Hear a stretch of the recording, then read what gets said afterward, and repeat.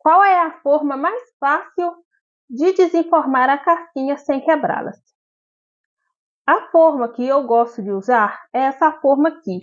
Ela é uma forma BWB 3 partes. 3 partes por quê? Porque ela vem essa parte aqui, onde coloca o chocolate.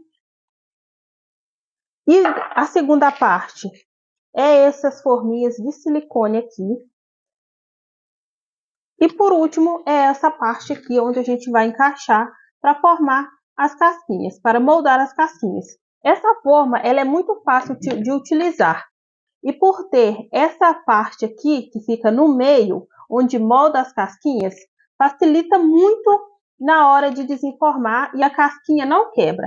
Lembrando também que precisa fazer o resfriamento do chocolate de forma adequada, para que as casquinhas ficam lindas, bonitas e brilhosas.